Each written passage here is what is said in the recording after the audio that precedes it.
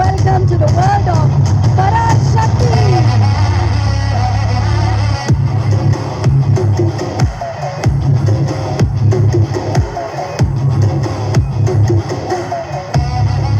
பராசக்தியோடைய முக்கியமான சக்தி வந்துட்டாங்க அண்ட் அவங்க எல்லாம் ரொம்ப நேரமா வெயிட் பண்ணிருக்காங்க சிவா உங்களுக்காக.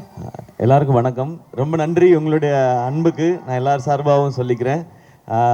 இங்கே வந்திருக்கிற பத்திரிகை, தொலைக்காட்சி, இணையதள நண்பர்கள், வீடியோகிராஃபர்ஸ், ஃபோட்டோகிராஃபர்ஸ் எல்லாருக்கும் நன்றி, வணக்கம். அண்ட் அங்கே நின்று எங்களுக்கு இந்த சந்தோஷத்தை கொடுத்துட்ருக்க, அன்பை கொடுத்துட்ருக்க எல்லாருக்கும் ஒரு பெரிய பெரிய நன்றி. அண்ட் என்னோட டீம் இந்த பராசக்தி இவ்வளோ பெரிய ஒரு ஃபிலிமாகவும் ஒரு எக்ஸ்பீரியன்ஸாகவும் மாறி இருக்கிறது காரணமான இங்கே இருக்கிற அத்தனை பேருக்கும், இங்கே வர முடியாத அத்தனை பேருக்கும் என்னுடைய நன்றி, வணக்கம்.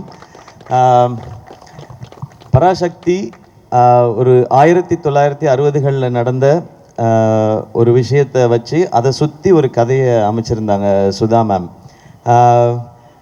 இந்த படம் பண்ணுறதுக்கு மிக முக்கியமான காரணம் என்ன அப்படின்னு கேட்டிங்கன்னா, இந்த கதை அப்படின்றத தாண்டி ஃபஸ்ட் ரீசன் வந்து சுதாக்குங்கிற மேம் தான். அவங்க தான் ஃபஸ்ட் ரீசன்.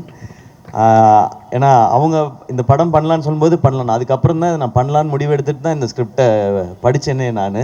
ஏன்னா அவங்க எவ்வளோ மெனக்கெட்டு இருந்தாங்கன்னா, இந்த படத்துக்காக கிட்டத்தட்ட ஒரு 4-5 ஆண்டுகள் இந்த படத்துக்காக அவங்க ஸ்பெண்ட் பண்ணியிருக்காங்க. ஸோ நான் இந்த கதையை தெரிஞ்சுக்கிட்ட பிறகு இதை பற்றின நான் எதுவும் ரிசர்ச் பண்ண வேண்டிய அவசியமே இல்லை. ஏன்னா 4 வருஷம் ஒருத்தனா கிட்டத்தட்ட ஒரு டிகிரியே முடிச்சிருக்காங்க, இதில் ஒரு யூஜி பிஜி எல்லாம் முடிச்சிருக்காங்க. ஸோ அவங்க என்ன சொல்கிறாங்களோ அதை செஞ்சால் போதுன்றது தான் இருந்தது.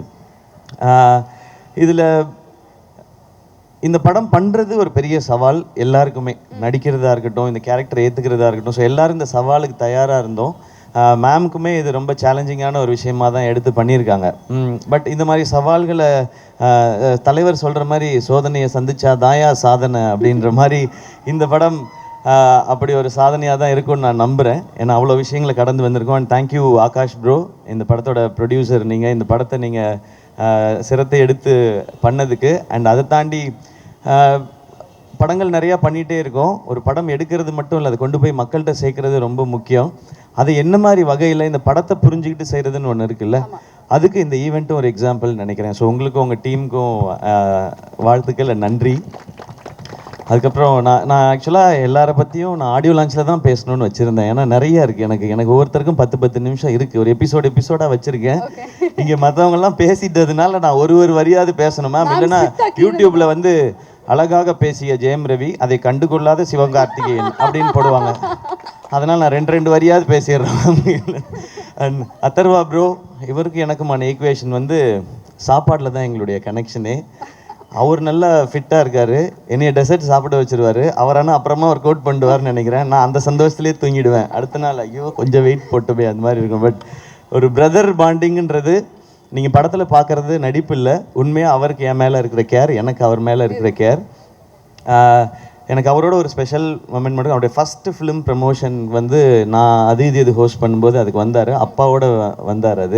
அது எனக்கு ரொம்ப ஒரு மறக்க முடியாத ஒரு எபிசோடு. இன்றைக்கி நான் அவரோட சேர்ந்து இந்த படம் பண்ணுறேன்றது எனக்கு ரொம்ப ஸ்பெஷலாக இருக்குது. அண்ட் மேம், உங்களை பற்றி இதுக்கு மேலே நான் சொல்ல போகிறதில்ல, ஆனால் நிறையா இருக்குது. எபிசோடெல்லாம் வச்சுருக்கேன் நான், அது ஆடியோ லான்ச்சில் பார்த்து.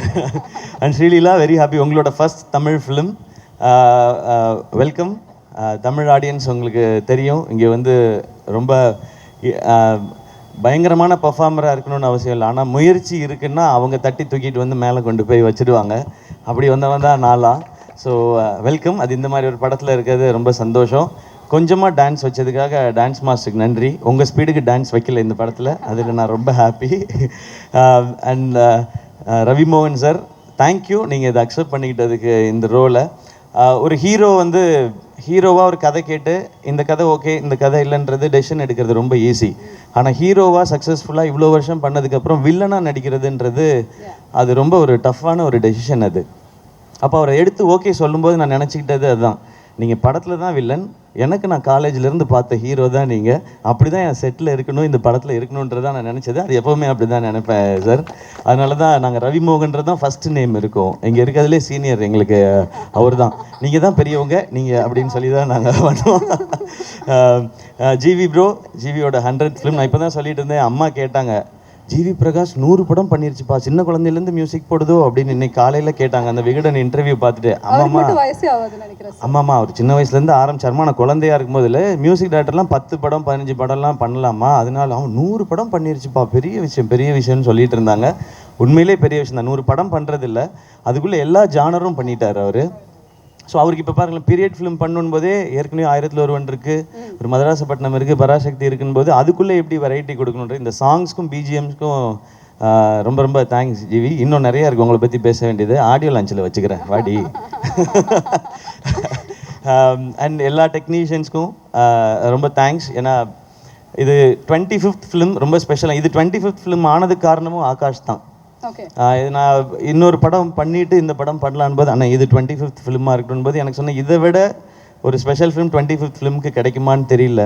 இந்த ஸ்டோரி, இப்படி ஒரு டீம் அண்ட் இந்த டைட்டில். ஸோ இது வந்து அந்த பராசக்தியோட அருள் தான் நினைக்கிறேன் எனக்கு கிடைச்சிருக்குது. ஸோ இதெல்லாம் அமைஞ்சிருக்குன்றது. அண்ட் வேர்ல்ட் ஆஃப் பராசக்தி 1960களுக்கு உங்களை எடுத்துகிட்டு போய் ஒரு 2.5 மணி நேரம் கூட்டிகிட்டு போய் ஒரு 2.5 மணி நேரம் உங்களுக்கு அந்த எக்ஸ்பீரியன்ஸை காட்டுறதுக்கான முயற்சி தான் எல்லாருமே பண்ணியிருக்கோம். இந்த படம் ரொம்ப ரொம்ப முக்கியமான ஒரு பிரச்சனையை பேசும், ஆனால் அது கூடவே காதல், பாசம், வீரம், புரட்சின்னு எல்லாமே பேசுகிற படமாக இருக்கும்.